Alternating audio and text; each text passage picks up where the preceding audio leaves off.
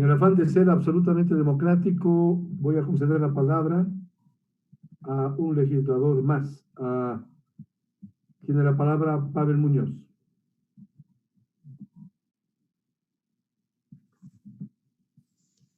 Gracias, presidente. Un saludo para todos los legisladores. Quiero empezar con un saludo para todos los legisladores y para la gente que todavía puede estar conectada, los medios de comunicación que siguen este debate. Quiero empezar con un tema que parecería ser de forma, pero que no lo es, y supone el reconocer que el presidente de la Asamblea rectificó el error que se había cometido en el cambio del día planteado por el asambleísta Juan Cristóbal Lloret.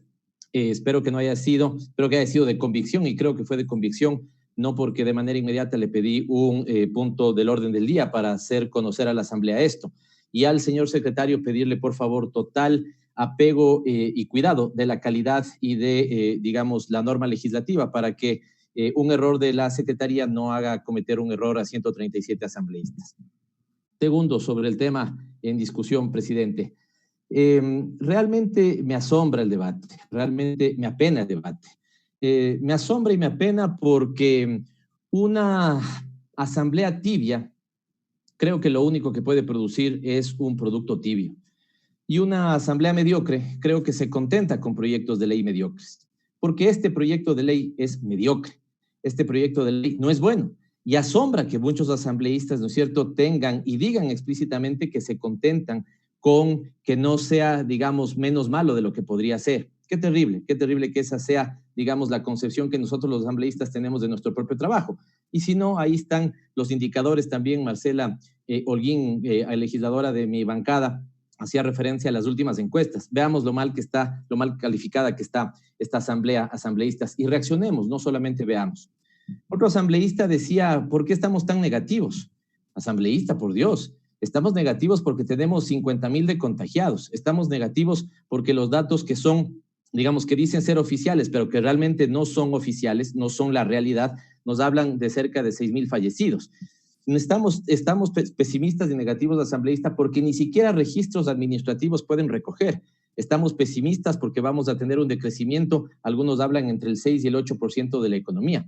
Estamos pesimistas porque el déficit, algunos estudios dicen que podría llegar a superar los 16,000 millones de dólares. ¿Cómo no podemos estar pesimistas, asambleísta? Estamos pesimistas porque la pandemia, la nueva pandemia, es la pandemia del desempleo, la pandemia de la pobreza. Por eso estamos pesimistas y negativos. No estamos pesimistas porque estamos pasando bien, asambleísta. Pediría que haya más conexión con lo que está pasando en el país. 100 contagiados diarios en Quito y la provincia de Pichincha.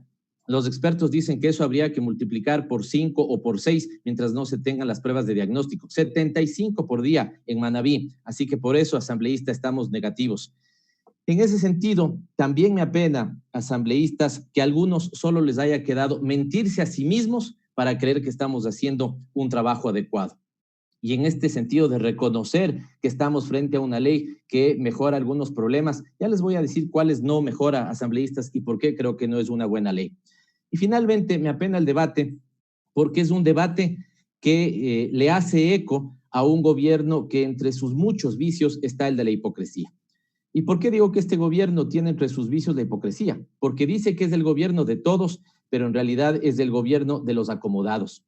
Este gobierno se dice democrático y este gobierno se dice que escucha. Mi bancada presentó 4 iniciativas legales con un conjunto de requerimientos que podían ser realmente útiles para la sociedad ecuatoriana y prácticamente no fueron, digamos, escuchados. Se dice que es el gobierno del diálogo y le pregunto a alguna bancada si hubo una conversación previa antes del envío de este proyecto. No. Dice que es un gobierno del pueblo, pero es obsecuente con el Fondo Monetario Internacional. Dice que es un gobierno que quiere proteger, y sus asambleístas aquí dicen que quieren proteger el empleo, pero vayan a ver los datos de cómo ha crecido el desempleo.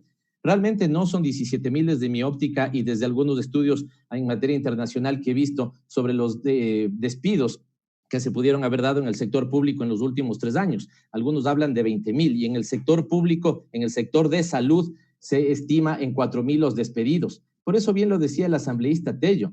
Dice este gobierno que quiere defender, y algunos de sus asambleístas que dicen que no están haciendo politiquería y su discurso es aún más politiquero, dicen que quieren defender el trabajo de los médicos y los votados Y después de la resolución que hubo en esta Asamblea Nacional y después de los planteamientos en esta ley, ¿no sacaron al día siguiente más gente de servidores públicos de la salud? Por favor, un poquito de sindéresis.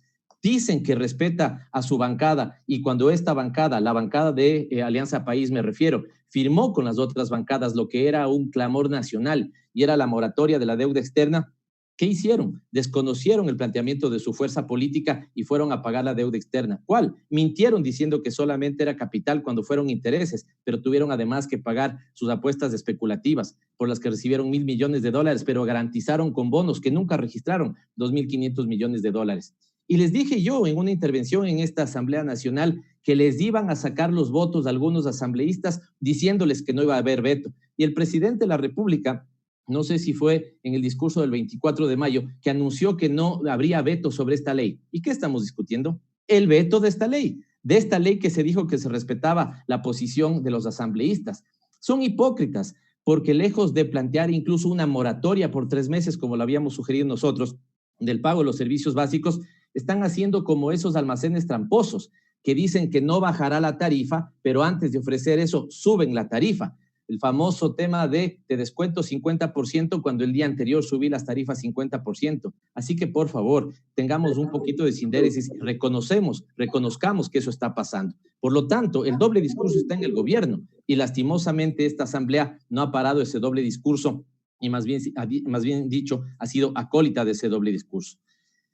En segundo elemento, y casi para ir terminando, presidente, dicen que esta ley pudo haber sido más mala. ¿Y por qué contentarnos por eso? Esta ley tuvo que haber sido buena. Y no es que esta ley pudo haber sido más mala, esta ley es pésima desde el inicio. Tuvo siempre 2 puñales. El puñal de los impuestos, cuando nosotros reconocemos que hay gente que sí debe pagar impuestos, pero este no era el momento. Y nosotros hemos dicho, en pleno de la recuperación económica deberíamos pedirle 10% de utilidades a lo que fueron las utilidades netas de la banca, 1% de impuesto a los patrimonios mayores de $1 millón. Se negaron a que el Estado cobre a los morosos, a las 500 empresas que le deben a este país $1.500 millones y dicen que esta es una buena ley.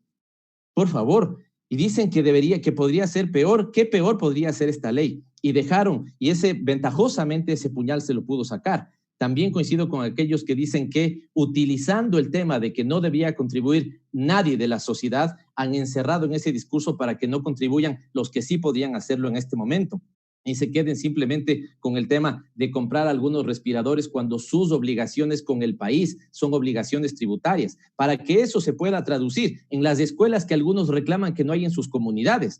No es porque nadie, ni un banquero, ni un filántropo, ni un millonario tiene que ir a regalarles una escuelita o un respirador. Es porque el Estado tiene que garantizar la salud y la educación de todos. ¿Por qué pudo haber sido buena esta ley, presidente? Mantuvieron el segundo puñal y lo han envenenado más al puñal de la precarización laboral. Pero decía, ¿por qué pudo haber sido buena esta ley? Porque tuvimos que haber discutido si acaso no era pertinente condonarles las deudas que, sea con la banca, sea con los servicios públicos, ha acumulado la gente en estos 3 meses. ¿Por qué al gran capital esta asamblea sí sancionó y existe el concepto de las remisiones? ¿Y por qué cuando se trata de la gente llana, ahí solamente caben las renegociaciones y no las remisiones? ¿Por qué se negaron a discutir la rebaja de las tasas de interés? Yo había planteado que por solamente 4 meses haya una disminución de las tasas al 50%, todas.